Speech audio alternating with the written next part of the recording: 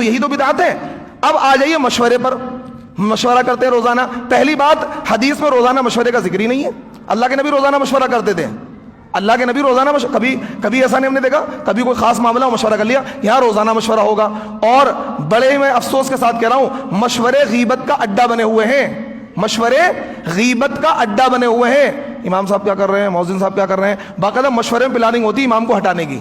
مشورے میں امام کو ہٹانے کی پلاننگ ہوتی ہے. یہ میرے ساتھ ہوا ہے, یہ میرے ساتھ یہاں بھی ہوا ہے اور بھی جگہ ہوا ہے. مشورے میں پلاننگ ہوتی ہے, امام کے خلاف سازشیں ہوتی ہیں. مشوروں کو غیبت کا. تو تبلیغی جماعت کا کام غلط نہیں ہے. ان لوگوں نے اپنی حرکتوں کی وجہ سے تبلیغی جماعت کو بدنام کر دیا ہے, اس کے کام کو غلط کر دیا اپنے طرز عمل کی وجہ سے. اب کیا ہے, مشورے کو لازم پکڑ لیا ہے. کیا کر لیا ہے, مشورے کو. چاہے کچھ بھی ہو جائے مشورہ ضرور ہوگا. چاہے کچھ بھی ہو جائے مشورہ ضرور ہوگا. آندھی آ جائے, طوفان ہو جائے, ارے بھائی کبھی کبھار ڈیلے کر دو, کبھی کبھار چھوڑ دو. لازم کیوں کر رکھا آپ نے؟ نہیں جی, آندھی آ جائے, طوفان آ جائے, فساد ہو جائے, دنگے ہو جائیں, مشورہ ضرور ہوگا. بھائی یہی تو بدعت ہے, لازم. اب کیا ہے, تعلیم. ظہر کے بعد تعلیم ہوتی ہے. ابھی جمعے کا بیان ہو جاتا ہے. یہ کیا ہوا ہے, میں نے رامائن اور گیتا پڑھ کے تو نہیں سنائی ہے, قرآن پڑھ کے سنا رہا ہوں, اللہ کے نبی کی بات بتا رہا ہوں. اب اس کے بعد کتاب لے کے بیٹھیں گے, تعلیم ہوگی. ارے بھائی یہی تو بدعت ہے. آپ لازم کیوں کر رہے ہو؟ جمعے کے دن تعلیم مت کرو. جب امام نے خطبہ دے دیا اور دین کی بات بتا دی اور تعلیم کر دی, تو اب مزید کیا ہے, اس کتاب کو پڑھنے کی کیا ضرورت ہے؟ چاہے 2 آدمی بیٹھیں گے ضرورت کتاب لے کے کہ بھائی تعلیم ہوگی. یہی تو بدعت ہے. میری بات کو سمجھیے, اس کو آپ دوسرے اینگل سے مت سوچنا کہ بھائی جماعت کی مخالفت کر رہے ہیں. میں کہہ رہا ہوں بھائی اس عمل, میں نہیں کہہ رہا آپ جماعت کا کام نہ کرو, جماعت کا کام کرو, لیکن اس طرز عمل کو سدھارو. اس طرز عمل کو سدھارو. کوئی لگا رہا وقت, اچھی بات ہے. کوئی وقت نہیں لگا رہا, اچھی بات ہے. مشورہ کبھی ہو گیا, کبھی ٹال دیا, کوئی مسئلہ نہیں ہے.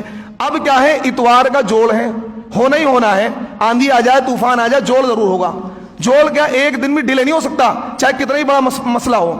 ابھی مولانا کلیم صدیقی صاحب کی گرفتاری ہوئی تھی, تو اس دن کیا تھا, آل انڈیا امامز کونسل نے احتجاج کیا. تو میں نے کہا بھائی چلو, میں نے یہاں عصر کے بعد اتوار کا دن تھا, میں نے کہا بھائی احتجاج میں شریک ہوں گے. تو بھائی جماعت والے سارے بیٹھ گئے کہ آج ہمارا اس کا دن ہے. حالانکہ پھر میرے غصہ کرنے پر 2-3 شریک بھی ہوئے. تو بھائی ایک دن چھوڑ دو, کیا دقت ہے؟ یہی تو بدعت ہے کہ آپ نے لازم پکڑ لیا. کتنا ہی اہم مسئلہ ہو آپ چھوڑ نہیں سکتے. بھائی میں قرآن کی تفسیر کرتا ہوں, کبھی کرتا ہوں, کبھی نہیں کرتا ہوں. میں لازم نہیں کر رکھا میں نے. اگر کوئی بندہ ہر لازم پکڑ, میں کروں نہیں جی, کچھ بھی ہو جائے قرآن کی تفسیر ڈیلی کرنی ہے, ایک دن بھی ناغا نہیں کرنا ہے, پھر یہ عمل بدعت بن جائے گا. یہ عمل کیا بن جائے گا؟ بدعت بن جائے گا. جیسے جمعے کا روزہ ہے, علامہ ابن عابدین شامی رحمۃ اللہ علیہ نے جمعے کے روزے کا بدعت ہونے کا فتویٰ دیا 100 سال پہلے. کیوں؟ اس دور میں لوگوں نے جمعے کے روزے کو لازم کر لیا تھا کہ کچھ بھی ہو جائے جمعے کا روزہ رکھنا ہے. انہوں نے کہا جمعے کا روزہ, جبکہ حدیث سے ثابت ہے, انہوں نے کہا بدعت ہے. کیوں؟ لوگوں نے جمعے کا روزہ کا سنت ہے, آپ اس کو لازم کرو گے کہ نہیں جی رکھنا ہی رکھنا ہے, تو اس عمل کو بدعت بنا دے گا. تو آپ شریعت کے مزاج کو سمجھیے, شریعت کے مزاج کو سمجھیے. جو چیز جس درجے کی ہے, مشورہ لازم نہیں ہے, 3 دن لازم نہیں ہے, 40 دن لازم نہیں ہے, چلہ لازم نہیں ہے, جماعت کا کام لازم نہیں ہے, تعلیم لازم نہیں ہے, کبھی کبھار چھوڑ بھی دیں, ہفتے میں 10 دن میں مہینے میں 1 آدھ تو چھوڑ بھی دیں. اس کو اس درجے لزوم کے نہیں جی کرنا ہی کرنا ہے, کرنا ہی کرنا ہے. آپ کے اس عمل نے تبلیغی جماعت کے کام کو نقصان پہنچایا ہے. بھلے ہی آپ کچھ بھی سمجھتے ہیں کہ آپ فائدہ پہنچا رہے ہیں, آپ اس عمل کو بدعت بنا رہے ہیں. آپ کی شدت نے, اس جہالت نے اس کام کو نقصان پہنچایا. تو سعودی گورنمنٹ نے کہا ہے کہ یہ جو ہے یہ بدعت کا دروازہ یہ لوگ کھول رہے ہیں. اور یہ بات میں کہہ رہا ہوں, یقیناً انہوں نے اس عمل کو بدعت بنا دیا ہے اپنے لازم کرنے کی وجہ سے. آج یہ لازم کرنا چھوڑ دیں, بدعت نہیں ہوگا. ایک بات. دوسری بات, سعودی گورنمنٹ نے یہ بات کہی کہ تبلیغی جماعت کے لوگ جھوٹے قصے بیان کرتے ہیں. کیا کرتے ہیں؟ جھوٹے قصے بیان کرتے ہیں, جھوٹی کارگزاری. ایک صاحب جماعت میں گئے, ان کے پتھری تھی, فرشتے آئے, آپریشن کر دیا, پتھری ٹھیک ہو گئی. ایک وہاں تھا, اتنا سا کیا ہے, ایک دیگ تھی, 500 لوگ کھانے والے تھے, اس میں یوں ڈال دیا, کیا اتنا سارا کھانا ہو گیا, سب کو کافی ہو گیا. طرح طرح کے من گھڑت واقعات. مولانا صاحب بچے تھے اور کیا ہے, ہیلی کاپٹر جا رہا تھا, انہوں نے انگلی دکھائی, ہیلی کاپٹر رک گیا.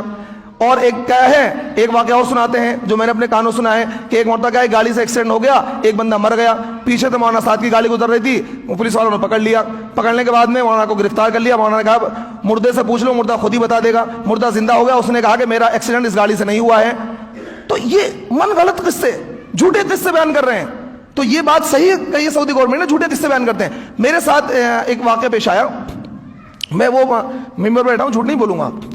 جاپان ایک جماعت گئی, حاجی شمس الزمان, نام بھی بتا دے رہا ہوں, حاجی شمس الزمان ہے اور اس وقت مولانا سعد کے رائٹ ہینڈ ہیں. وہ بڑے دلی کے بڑے ذمہ داروں میں سے ہیں. چوہان مانگر رحمانیہ مسجد گلی نمبر 3 میں بھی جڑتے ہیں, اور روزانہ نماز بھی پڑھتے ہیں, آپ جا کے مل بھی سکتے ہیں.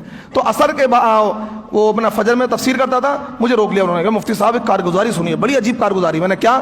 کہنے لگے کہ جی میں جاپان جماعت میں گیا تھا, پاکستان کے کچھ ساتھی ملے تو انہوں نے ایک واقعہ سنایا. میں نے کیا سنایا؟ کہنے لگے کہ جی ایسے ایسے افریقہ میں جماعت گئی اور وہاں پہ ہیں, وہاں افریقہ میں بڑے خطرناک جنگل ہوتے ہیں, بڑے مطلب درندے اور ازدہے اور سانپ ہوتے ہیں, تو جماعت والوں کو ازدہے مل گئے. جماعت والوں نے پر ہاتھ پھیرا کہ بھائی ہم کیا ہے, دین کا کام کرنا ہے, یہاں سے بھاگ جاؤ. سارے کیا ہے, سانپ اور درندے سب بھاگ گئے. یہ واقعہ ہے حدیث میں, لیکن یہ واقعہ ان لوگوں کا نہیں ہے. یہ ایک صحابی ہیں عقبہ ابن نافع, حضرت امیر معاویہ کی فوج کے سپہ سالار.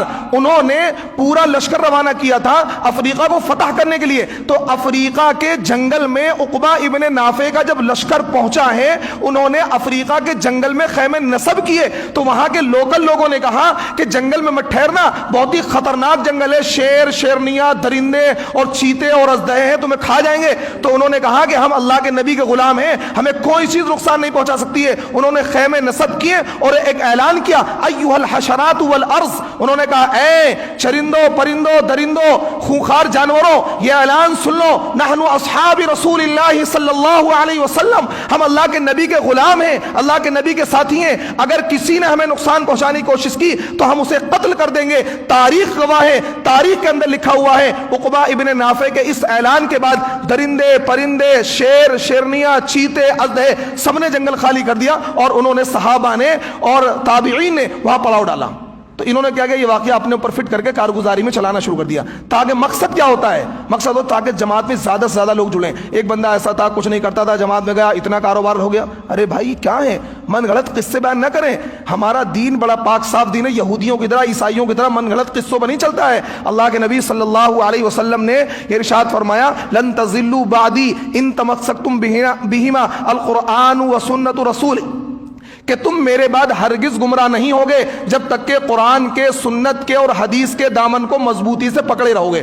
تو حدیث اور قرآن کو مضبوطی سے پکڑے رہو, گمراہ نہیں ہوگے. تو اس لیے ضرورت اس بات کی ہے کہ تبلیغی جماعت اپنی اصلاح کرے, اپنی ان حرکتوں سے باز آئے, جھوٹے قصے نہ بیان کرے, 3 دن کو 40 دن کو لازم نہ کرے. اگر کوئی جماعت کا کام کر رہا ہے تو نور علی نور ہے, اگر کوئی نہیں کر رہا ہے تو اس کو شدت اختیار نہیں کرنی چاہیے کہ نہیں جی تم جماعت کا کام نہیں کر رہے ہو, کچھ بھی کر لو, کیا مغفرت نہیں ہونے کی, بخشش نہیں ہونے کی. ایک صاحب نے مجھ سے کہا, کہنے لگے امام صاحب آپ بہت اچھے آدمی, یہاں نہیں جعفر آباد میں, کہ اگر آپ کا وقت لگا ہوتا تو دین کی سمجھ آپ کے اندر آ جاتی.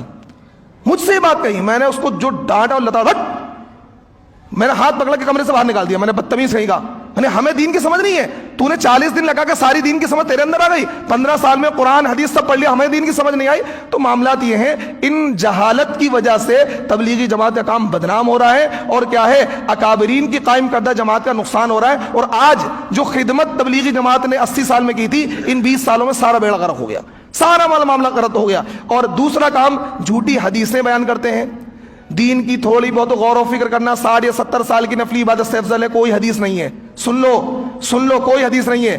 جماعت والے کہتے ہیں دین کی, آؤ بھائی آؤ بیٹھو, دین کی بات کا کہنا, دین کی بات کا سننا ایمان والوں کو نفع دیتا ہے, آؤ. پھر یہ والی حدیث سناتے ہیں, دین کی تھوڑی بہت غور و فکر کرنا 60 یا 70 سال کی نفلی عبادت سے افضل ہے. سناتے نہیں سناتے, کسی نے سنیے, بالکل یہ کوئی حدیث نہیں ہے. کوئی حدیث ہے تو مجھے لا کر دکھا دیں, کوئی حدیث لا کر دکھا دے. من گھڑت ہے, موضوع ہے, اپنی طرف سے گھڑی ہوئی ہے. اور ایک حدیث وہ بیان کرتے ہیں جس کا انکار پہلے بھی میں نے کیا تھا, آج پھر کر رہا ہوں, کہ گشت کرنے کے بعد جو نماز پڑھی جائے گی اس پر 7 لاکھ نماز کا ثواب ملے گا. یہ بھی کوئی حدیث نہیں ہے, یہ بھی کوئی حدیث نہیں ہے. یہ بھی جماعت والے کہتے ہیں یہ بھی منحالہ موضوع منکر, یہ بالکل کیا ہے, منکر ہے, موضوع ہے, من گھڑت ہے, گھڑی ہوئی حدیث. کوئی حدیث ایسی روایت حدیث کے اندر موجود نہیں ہے. اور ساری جہاد کی آیتیں سب اپنے اوپر فٹ کرتے ہیں, ہلکے ہو بھاری ہو جماعت میں نکلو, ہلکے ہو. بھائی یہ جہاد کی آیتیں ہیں, یہ مت کرو.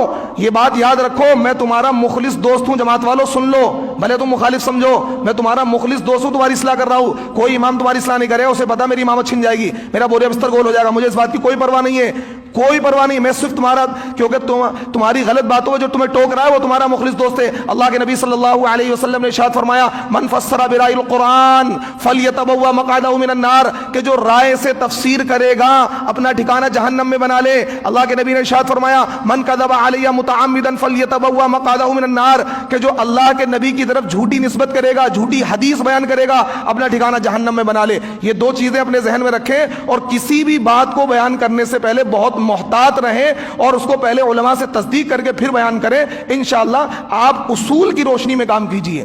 آپ جو اصول حضرت مولانا الیاس نے مرتب کیے تھے ان کے مطابق کام کیجئے، ہم آپ کے ساتھ ہیں. لیکن آپ جس طریقے سے بے اصولی سے کام کر رہے ہیں ہم آپ کے ساتھ نہیں ہیں. ہم آپ کی بار بار اصلاح کرتے رہیں گے چاہے آپ کچھ بھی کرتے رہیں، کتنی مخالفت کرتے رہیں، میری زبان تو بند نہیں ہوگی. جب تک غلط کام ہوتا رہے گا میں اس کی اصلاح کرتا رہوں گا. اللہ رب العزت مجھے اعمال صالحہ کی توفیق عطا فرمائے اور تمام حاضرین کو کیا ہے دین کی صحیح سمجھ عطا فرمائے. وآخر دعوانا ان الحمدللہ رب العالمین.